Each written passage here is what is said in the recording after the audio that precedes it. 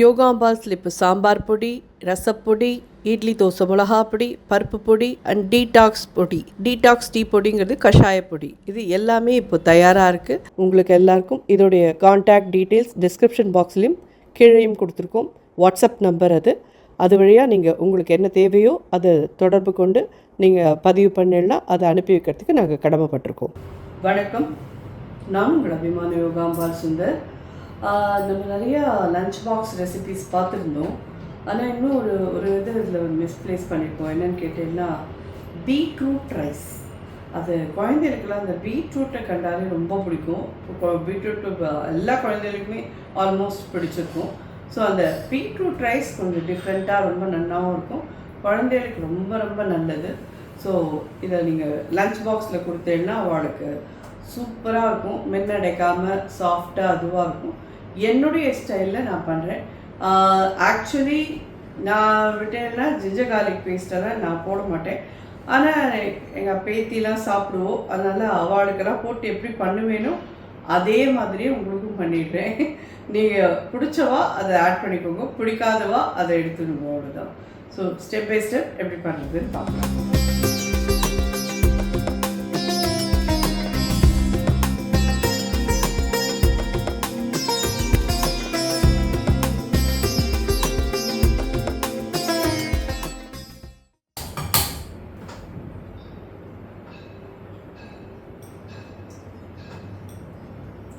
4 spoon கிட்ட எண்ணெய் விட்டுருக்கேன். 2 துண்டு பட்டை, 4 கிராம்பு, ஒரு 1/2 டீஸ்பூன் சோம்பு. இதெல்லாம் கொஞ்சம் எண்ணெயில் பொரியட்டும். 2 பச்சை மிளகா ஸ்லிப் பண்ணி வச்சுருக்கேன். 2 போடுறேன்னா போடுவோம், இல்லை 1 போட்டால் ரொம்ப காரம் இருக்காது, தேவை இல்லை, ரொம்ப மைல்டாக தான் வேணும் அப்படின்னா 1 வேணாலும் போட்டுக்கோங்க. ஒரு பெரிய வெங்காயம் நீளமாக கட் பண்ணி வச்சுருக்கேன். ஒரு 1/2 டீஸ்பூன் ஜிஞ்சர் கார்லிக் பேஸ்ட் போடுறேன்.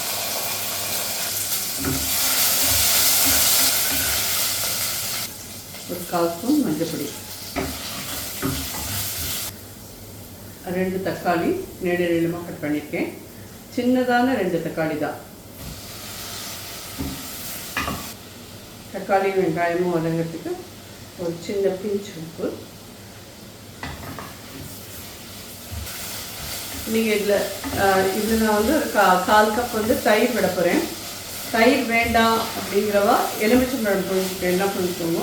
நம்ம தான் தக்காளி போட்டிருக்கோமே, அது போகாதா அப்படின்னு சொல்லி கேட்டேன்னா கண்டிப்பாக அதோட இது போகாது. ஏன்னா பீட்ரூட்டோட டேஸ்ட் வேறு மாதிரி இருக்கும். அது கொஞ்சம் அந்த புளிப்பு தன்மை இருந்தால் தான் இந்த சாதம் நல்லாயிருக்கும் மத்தியான வேலைக்கு. ஸோ அதனால் நான் தயிர் யூஸ் பண்ணுறேன். தயிர் வேண்டாங்கிறவோ நீங்கள் எலுமிச்சம்பழம் யூஸ் பண்ணிக்கோங்க. அந்த இடத்துல 1 டீஸ்பூன் தனியா பொடி, ஒரு 3/4 டீஸ்பூன் காரப்பொடி, ஒரு 1/2 டீஸ்பூன் கரம் மசாலா பொடி, புதினா ஒரு ஹேண்ட்ஃபுல். ஸ்டேஜில் பீட்ரூட்டை இதில் போட்டுக்கலாம். இது எவ்வளோ பீட்ரூட் அப்படின்னு சொல்லி கேட்டேன்னா 1/4 கிலோ பீட்ரூட், ஒரு 1/4 கப் பிடிக்காத கெட்டி தயிர் விட்டு. இந்த கப்பால் ஒரு கப் ரைஸ் பாஸ்மதி அரிசி எடுத்துருக்கேன். நல்லா வாஷ் பண்ணிவிட்டு 10-15 நிமிஷமாக ஊறின்னு இருக்கு, அவ்வளோதான்.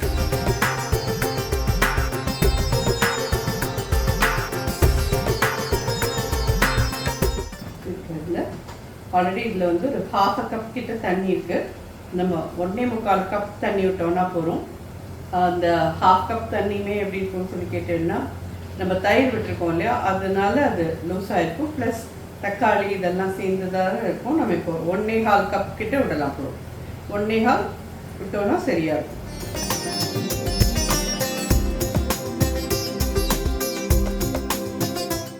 ஸோ இதுக்கு தேவையான உப்பு போட்டுடலாம்.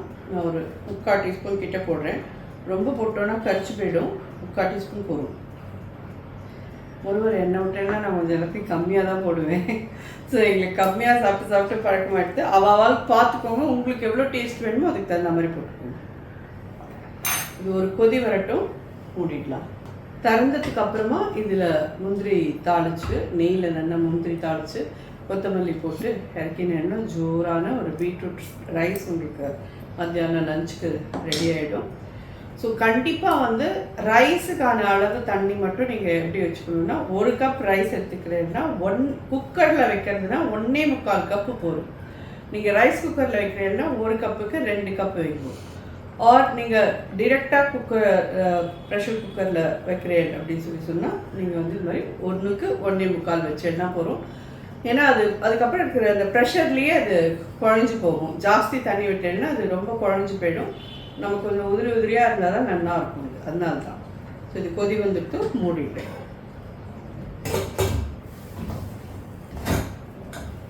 நான் ஒரு விசில் வரட்டும். அதுக்கப்புறம் இன்னொரு, அதாவது பெருசாகவே வச்சுக்கோங்க, 2 விசில் பெருசாக வாங்கி வச்சுருக்கோம். இல்லை மீடியம் ஹையில் வைக்கிறேன்னா 1.5 விசில் போடும். 1.5 விசில் தான் நான் என்னன்னு சொல்லியிருக்கேன். ஒரு விசில் ஃபுல்லாக வரும்.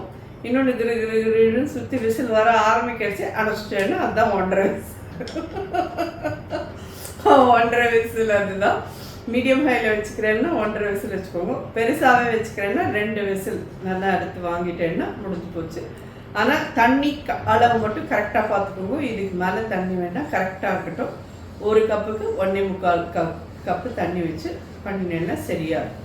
ஸோ இது நான் இப்போ வந்து தயிரும் தண்ணியுமா சேர்ந்து எடுத்துருந்தேன். ஸோ அதனால இந்த கணக்கு வந்து உங்களுக்கு கரெக்டாக இருக்கும். விசில் வந்ததும் பார்க்கலாம். ஸோ இது எப்படி ஆகிடுக்குன்னு பார்க்கலாமா? ப்ரெஷர் எடுத்து சூப்பராக இருக்கு. Very good. உடனே கலராதீங்க அப்படின்னு சொல்லிட்டு நானே கலருவேன். ஏன்னா இது வந்து ஒலப்பூரணும். இது உடனே அந்த ப்ரெஷர் வைக்கிற கையோடு நம்ம இது பண்ணோன்னா ஒன்றோட ஒன்று ஒட்டிக்க தான் ஒட்டிக்கும். ஸோ இதை இறக்கி வச்சுக்கலாம். இது பியூர்லி ஆப்ஷனல். இப்போ நம்ம பண்ணுறது நெய் வேண்டாம், இப்போ முந்திரி பருப்பு போடலை அப்படின்னா போட வேண்டாம், உங்கள் சௌரியம். போட்டு கொடுத்தேன்னா குழந்தையெல்லாம் கொஞ்சம் ஆசையாக சாப்பிடுவோம். பார்க்குறதுக்கே கலர்ஃபுல்லாக இருக்குது. பற்றில ரைஸு அப்படி நல்ல ஜோராக இதுவாக ஒரு பிங்க் கலர்னாலே குழந்தைகள் எல்லாருக்குமே பிடிக்கும். ரொம்ப பிங்க் ரைஸ் அப்படின்ட்டுருவா வளரும். ஆக்சுவலி எல்லாமே அதாவது இதெல்லாம் என் பேத்திக்கோசரம் பண்ணி பண்ணி பண்ணி பண்ணி இதெல்லாம் எனக்கு உதவி ஒழிய இதெல்லாம் நான் பண்ணி சாப்பிட்டெல்லாம் எனக்கு பழக்கத்தே கிடையாது. என் பசங்களுக்குமே கூட நான் பண்ணி கொடுத்தது கிடையாது.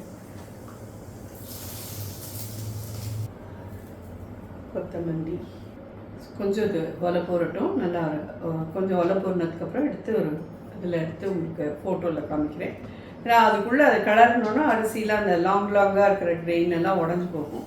அதே மாதிரி நீங்கள் டப்பாவில் வைக்கிறச்சையும் நல்லா எடுத்து வச்சு ஆற வச்சுட்டு வச்சேன்னா தான் அது நல்லாயிருக்கும். மத்தியான வேலைக்கு இப்படி இதுலேருந்து எடுத்து டிரெக்டாக டப்பாவில் போட்டு டைட்டாக மூடிட்டேன்னா அது இத்து சொட்டின்ட்டு ஒரு மாதிரி மத்தியானத்துக்கு அப்புறமா அதில் அடியிலலாம் தண்ணி நிற்கும். அது ஒரு ஊச வாசனை வேறு வரும். அதனால் கொஞ்சம் நல்லா ஆற விட்டுட்டு எடுத்து நல்லா கம்ப்ளீட்டாக ஆற வேண்டாம், கொஞ்சம் வார்ம் ஆகட்டும். ஃபேன் கீழே வச்சுட்டு வார்ம் ஆனதுக்கப்புறம் எடுத்து வச்சுக்கணும். ஸோ இதெல்லாம் தயாராக எடுத்து கண்டிப்பாக ட்ரை பண்ணி பார்த்துட்டு எப்படி இது ஃபீட்பேக் சொல்லுங்கள். நன்றி.